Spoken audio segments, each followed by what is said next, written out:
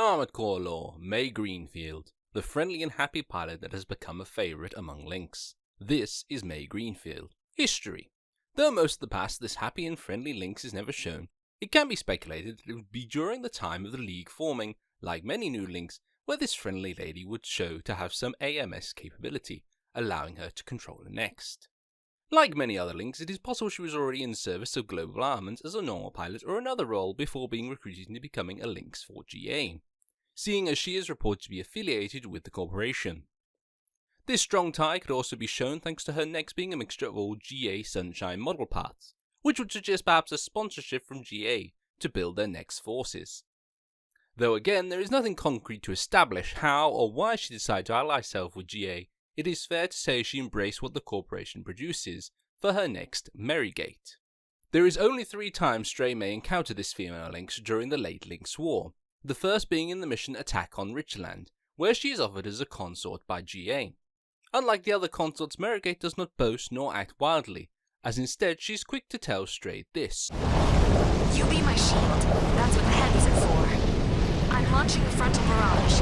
Pinpoint targeting just isn't my style. This may seem like an odd line coming from a lynx who is piloting a craft like the Sunshine, especially if Strayed is in a lightweight next. Perhaps with only a 30% share of the ward, she feels it is not worth throwing herself out there. On the other hand, it could be seen as this lynx knowing her strengths, as May on this mission will focus on the normal units more than the land crabs, using her missiles more than any other weapons she has. Giving her consort bio also states she can provide strong offensive missile support. This could be the reason she wants Stray to head in and take the fire so she can focus on missiles. However, it is also reported that she will simply charge in, concentrating on the MTs and normals to destroy them before shifting focus to arm forts, if all the MTs and normals are taken out. Perhaps what sticks in most people's mind is what May says after this mission. That's it. Battle over. You and I, we work well together. Unlike other lynx, May is very supportive. With comments like this, it seems like she understands the skill Stray has, and can see how well she can work with someone of Strayed's level. Nevertheless, next time Strayed meets May is on the mission to defeat Red Rum and Starker. Again, she is offered as a consort, and this time shows more about her relationship with one of the foes, Red Rum. Merrygate reporting for duty. I hate this fog. This is just how Shamir likes it.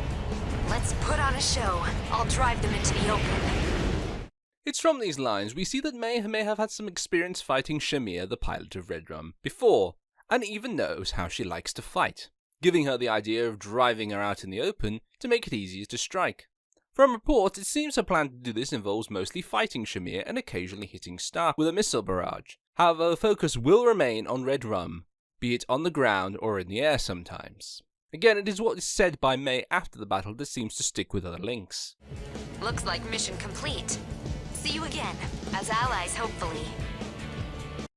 Unlike many other lynx who see Stray as a paycheck, somebody to babysit, or competition, May is very forward out, hoping to work together as allies. A strange behaviour that seems to have made her quite a few admirers.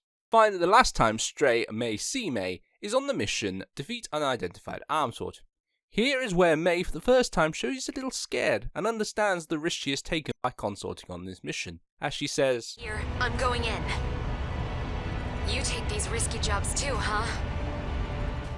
And she would have every right to be, as her craft Merrygate does not fare well against the Soul Deesses, and it only takes 2 hits to force her to retreat. In truth, watching the battle, a viewer may get the impression she is a little out of her depth, and this can be shown as if May should survive the battle, she says, Mission complete, thanks to you. Admitting the mission was a success thanks to Strayed, it's clear she perhaps knew that once she saw this new arms fort, that she would not be able to handle it. After all this, however, May and Strayed would not meet again. It is presumed, like many other lynx, she joined the battle against Orca, only then to stand down on the League's orders. Another suggestion is, should Strayed follow in the steps of Old King, that Stray and May would meet on the battlefield as enemies for the first, and maybe last time. Here then is where the history of May Greenfield ends. Still, one cannot talk about a lynx without looking over their necks. As such, let us take a look at Merrygate. In truth, Merrygate leans towards being a heavyweight next rather than a middleweight one, thanks to all its equipment and a mixture of Sunshine parts. The main frame of this next is made up of the head and body of the new GAN 02 Sunshine, while the arms and legs come from the original GAN 01 Sunshine L. This mixture of parts still gives Marigate that good ballistic defense the Sunshine series is known for, taking only 198 points of damage from an MT shot and 247 from the bazooka of a normal. As for the craft itself, Marigate's top speed with boosters is 407 km per hour, or 250 miles per hour. It does make it quite the slow craft among other nexts. As for overboosting, Marigate goes around 1214 km per hour, or 754 miles per hour.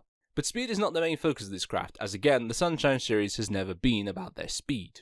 Yet while Marigate shares the good points of the Sunshine, it also shares its weaknesses, a major weakness to energy weapons. As such, it might be best to avoid these sorts of battles with the Marigate. Still, this is just the body of the Marigate, what about everything else? To a lynx who climbs into Marigate, you'll find the craft's energy is quite plentiful, meaning dodging and flying can be done for quite some time. This, thanks to the large generator and the tuning of Marigate, you can see why May takes to the skies in some missions, as the Marigate can handle being up there without the worry of falling to the ground like a brick. On the weapons side, Marigate has a lot of ammo to offer. A lynx should never feel like they're running out, as with 2 sets of missile launchers, one on the left back unit, the Wheeling 03, and on the shoulder, the Muskingum 02, a GAN 02 NSSWR rifle, and a GAN 01 SSWB bazooka. I feel it would not be unfair to say that Marigate comes packing for war, with high-powered damage weapons like the GAN 01 SSWB, which can pack a punch to any next, even other GA crafts. And a lynx should not ignore the 2 missile launchers either, as combined they are not only powerful against a single foe, but can also wipe out packs of normals and MTs. The GAN 02 rifle is really only here to something to fire while using missiles, or to be used in combination with the bazooka, to keep the pressure on the foe to line them up for a bazooka shot. So in the end, what can be said about May Greenfield and her next Marigate? For one, the pair are certainly odd in such a time. With May being more friendly to other lynx than most, it's easy to see how she has won the hearts of other lynx. As for her craft, it certainly lives up to the Sunshine's name, and is an example of how a lynx can mix and match old and new parts to create a next that keeps to its strengths without too much complication. Here ends the report on May Greenfield and her next Marigate. An aerial arms fort? An eclipse? Omer must mean business. Watch for the main laser cannon. It may be a factory model, but it still packs a punch.